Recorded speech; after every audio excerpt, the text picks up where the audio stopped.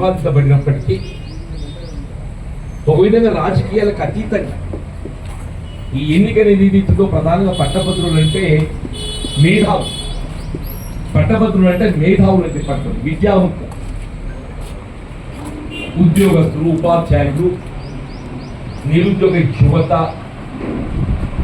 ప్రస్తుతం సర్వీస్లో ఉన్నటువంటి కాంట్రాక్టర్ కానీ, అవుట్సోర్సింగ్ కానీ, అంగన్వాడీ కానీ, ఆయా కానీ, ఏఎన్ఎం కానీ, మీ మోడల్ స్కూల్స్ కానీ, రెసిడెన్షియల్ స్కూల్స్ కానీ,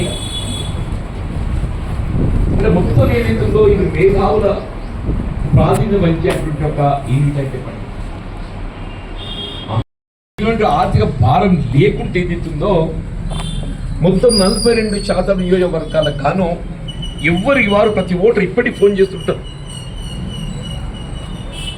వాళ్ళ సమస్యల గురించి సుదూర ప్రాంతంకి వెళ్ళి, ఎక్కడో మెదక్కి వెళ్ళి, పట్టాంచెరుకి వెళ్ళి వాళ్ళు ఫోన్ చేస్తుంటారు. ఎందుకంటే వాళ్ళకు ఒక విధమైనటువంటి ఒక హక్కుగా భావిస్తారు మన అభ్యర్థిత్వాన్ని. మరి ఆనాడు మనటువంటి ఉమ్మడి కరీంనగర్, నిజామాబాద్, ఆదిలాబాద్, మెదక్ జిల్లాలకు సంబంధించిన ఈ అభ్యర్థిత్వం కొరకు ఏదైతుందో అంటే వాస్తవంగా ఆనాడు 6 సంవత్సరాల క్రితం 2018 శాసనసభ ఎన్నిక మనం ఆశించిన ఫలితం పొందలేక కొంత నిరాశతో ఉన్నాం. అప్పుడు ఈ శాసన మండలికి పోటీ చేస్తే మనకు అవకాశాలు ఏ విధంగా ఉంటావని చెప్పని మీరందరూ కూడా నాకు ఏదైతే తోడుగా సూచన చేయడంతో అప్పుడు నేను కూడా మరి పట్టభద్రుల నియోజకవర్గం 4 ఉమ్మడి జిల్లాలంటే 6 పార్లమెంటరీ నియోజకవర్గాలు. 6 పార్లమెంటరీ నియోజకవర్గాలంటే ఒక్కొక్క పార్లమెంటరీ నియోజకవర్గానికి 7 శాసనసభ నియోజకవర్గాలు అంటే 6 × 7 42 శాసనసభ నియోజకవర్గాలకు ప్రాతినిధ్యం వహించేటువంటి ఒక ఈ అభ్యర్థి అంటే ఆల్మోస్ట్ 40% ఆఫ్ ది స్టేట్. రాష్ట్రంలో 119 శాసనసభ నియోజకవర్గాలు ఉంటాయి, 42 శాతం నియోజకవర్గాలు, 40% ఆఫ్ ది స్టేట్ ఆల్మోస్ట్ అని చెప్పండి. సాధారణంగా ఈ 4 జిల్లాలలో ఏదైతుందో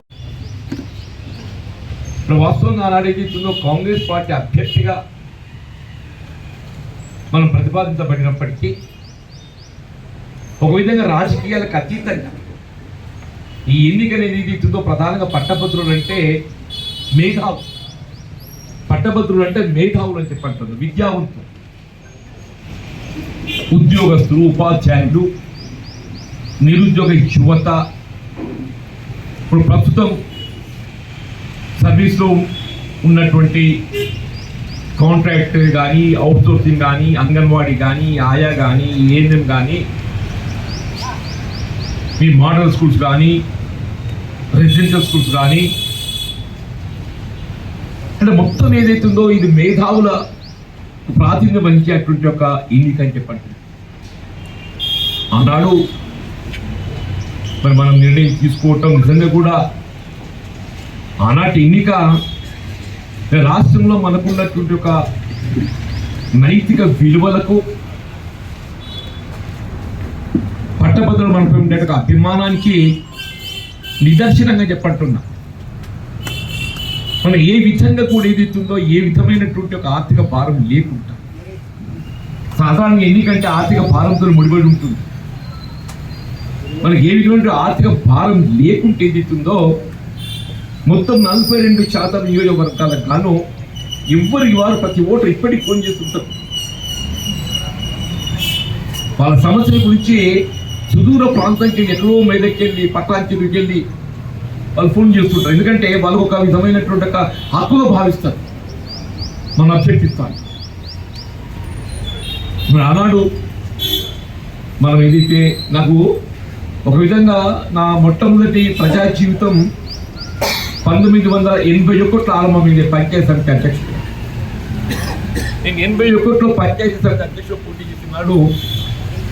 ఆ దిక్లే నేను స్వతంత్రుడిగా ఈ రాజకీయ పార్టీకి అనుబంధం లేకుండా పోటీ చేయడంతో అందరూ కూడా ఎవరికి వారే అంటే సమితి ఎన్నిక కంటే ఒక 4 days ముందు సర్పంచ్ ఎన్నికల ఫలితాలు వచ్చినాయి. సర్పంచ్ ఎన్నికలు గెలిచిన అభ్యర్థి మనకే మద్దతు ప్రకటించటం, అదే ప్రత్యర్థి కూడా మనకే మద్దతు ప్రకటించడం. సాధారణంగా గెలిచిన కొద్దిగా మద్దతు చేస్తే అదే ప్రత్యర్థి ఏదైతుందో వీడికి వ్యతిరేకంగా ఇంకో దిగు చేస్తాడు. కానీ అట్లా కాకుండా ఏదైతుందో అప్పుడు సర్పంచ్ ఎన్నికలు పోటీ చేసినట్టు అభ్యర్థులు అందరూ కూడా గెలిచిన వాళ్ళు పోటీ అందరూ కూడా మనకి మద్దతు ప్రకటించి ప్రజా జీవితంలో సుదీర్ఘంగా ఈ 4 దశాబ్దాల కాలం నిలుదుకున్నట్టు అవకాశం నాకు ఆనాడు లభించడం జరిగిందని చెప్పండి. అది మళ్ళీ మన 2019 శాసన మండలి ఎన్నికలు ఏదైతుందో పునరావృతమైంది. నేను శాసన ఎన్నికలు గెలిచా, గతం 5 పర్యాలు గెలిచా నేను. కానీ దానికున్న ఆ 5 ఎన్నికలకున్న ఈ శాసన మండలి ఎన్నికకి ఏదైతుందో ఇది ఒక భిన్నమైన ఎన్నిక, వ్యత్యాసం అని చెప్పండి. సాధారణంగా ఇది ప్రిఫరెన్షియల్ ఓట్ అంటే ఎన్నిక కూడా ఇది అందరం గ్రహించడానికి ఏంటి అనేది. పోటీ నిలిచిన అభ్యర్థులలో అందరికంటే ఒక ఓటు ఎవరికి ఎక్కువ తోటి గెలిచినట్టు భావిస్తారు. పోటీ 4 పోటీ చేస్తే ఎవరికి ఒక ఓటు ఎక్కువ తోటి గెలిచినట్టు భావిస్తారు. సో ఇది అట్లా కాదు. ఇది పోల్డ్ ఓట్స్లలో వ్యాలిడ్ ఓట్స్ ఎన్ని ఉన్నా, సపోజ్ 2 లక్షల ఓట్లు పోలేదు అనుకోండి, 2 లక్షల ఓట్లు పోలవుతే 1,90,000 వ్యాలిడ్ ఓటు వచ్చింది, ఒక 10,000 ఇన్వాలిడ్ అయింది అనుకో. 1,90,000లో 50% ఓటు క్రాస్ కావాలి. అంటే ఇంత 95,000 దాటాలి. మనకి కేవలం ఒక ఓటు వస్తే సరిపోదు. ఆ 95,000 ఎట్లా వస్తే మరి నలుగురు పంచుకున్నప్పుడు అని అంటే ఈ ప్రిఫరెన్షియల్ ఓటు ఎవరికైతే ఈ ఫస్ట్ ప్రిఫరెన్స్ ఓటు అతి తక్కువ వస్తాయో వాళ్ళ ముందు ఎలిమినేట్ చేస్తారు. వాళ్ళు ఎలిమినేట్ చేసిన తర్వాత తొలగిస్తే వాళ్ళ సెకండ్ ప్రిఫరెన్స్ ఓటు ఎవరికి ఉంటే అది వాళ్ళ మొదటి ప్రాధాన్యత ఓటుగా వాడు ఎవరికి అయితే అది లెక్కించబడతాయి. ఆ విధంగా ఎలిమినేషన్ ప్రాసెస్ ఒక్కొక్కరు తొలగించుకుంటూ పోతే ఎప్పుడైతే ఎవరికైతే 50% ఓటు అధిగమిస్తారో అప్పుడు దాన్ని అభ్యర్థిని గెలిచేట్టు ప్రకటిస్తారు. మన అదృష్టం ఏంటంటే నాకు తెలిసి ఏదైతుందో ఇవాళ మనం తెలంగాణ రాష్ట్రం ఉమ్మడి రాష్ట్రం అనే కాదు, అసలు దేశ చరిత్రలో కూడా ఫస్ట్ కౌంట్లో సెకండ్ ప్రిఫరెన్స్ ఓటు లెక్కించవలసిన అవసరం లేకుండా గెలిచినటువంటి అభ్యర్థులు అనేది నాకు తెలియదు. ఆయన గూగుల్ కొట్టి చూస్తే తెలుసు.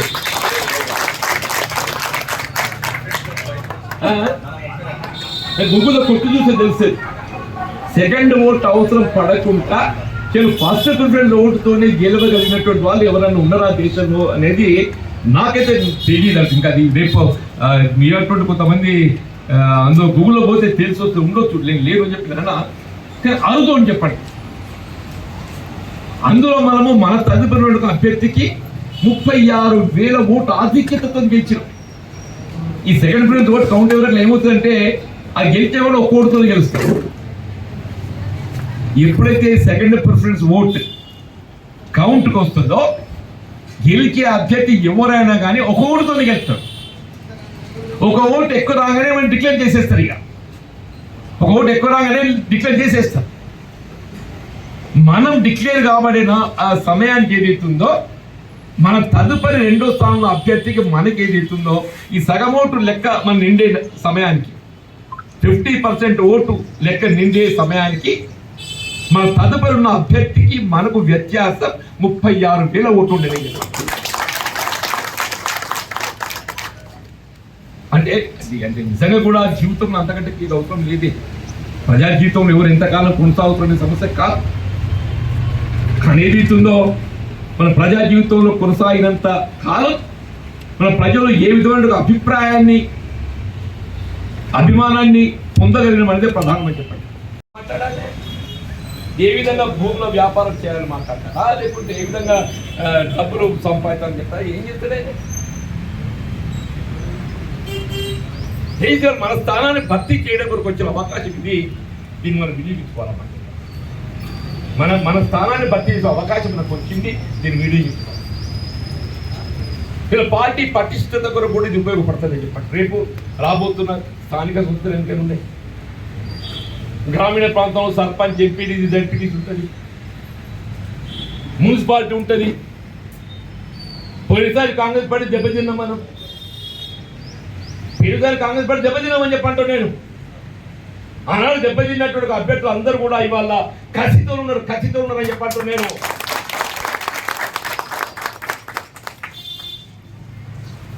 ఇలా కసి తీసుకోవాలంటే ఇది మొదటి మెట్టు.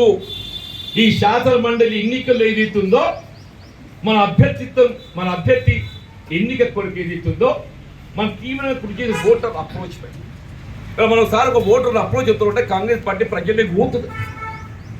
కాంగ్రెస్ పార్టీ ప్రజల్లోకి పోతుందని చెప్పంటూ నేను మనం ప్రతి ఓటర్లను కలవాల్సిన అవసరం లేకున్నా కానీ గ్రాడ్యుయేట్ అయితే కలుస్తాం కానీ మన కలవడానికి ఒక అవకాశం వస్తుంది.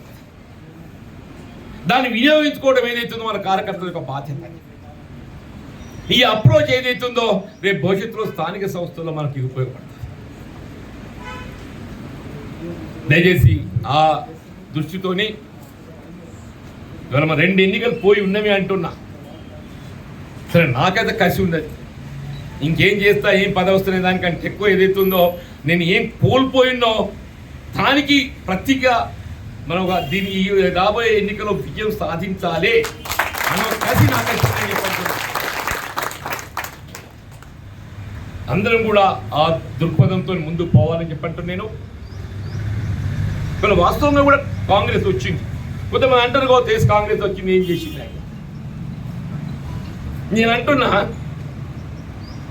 దశాబ్ద కాలంలో మీరు అమలు చేసిన కార్యక్రమాలు అన్నీ కూడా అమలు చేసుకుంటూ ఏ ఒక్కటి కూడా నిలిపేయలేదా? అదనంగా ఏ రుణమాఫీ మన అందరికి కల్పించలేకపోయినా కొద్దిమంది మిగిలిన్నారనే ఒక భావన కలిగి ఉన్నవి. వాస్తవం కూడా మిగిలి కొద్దిమంది, నేను కాదన్నా. కానీ రుణమాఫీ గురించి నేను చెప్తే మీరు ఆశ్చర్యపోతారు. ఈ సాధారణంగా ఏదైతుందో ఈ సాధ్యమయ్యే కార్యక్రమం కాదని భారతీయ జనతా పార్టీ యొక్క ఎజెండాలో రైతాంగాన్ని రుణమాఫీ అనే ఒక అంశం లేదు. ఇవాళ దేశం మొత్తం మీద అధికారం ఉన్నది కానీ భారతీయ జనతా పార్టీ, మన యూపీఏ ప్రభుత్వం సోనియా గాంధీ గారు ఏదైతే దేశం మొత్తం మీద ₹1,00,000 వరకు ఏకమొత్తంగా రుణమాఫీ చేసింది. ₹1,00,000 వరకు అని చెప్పండి.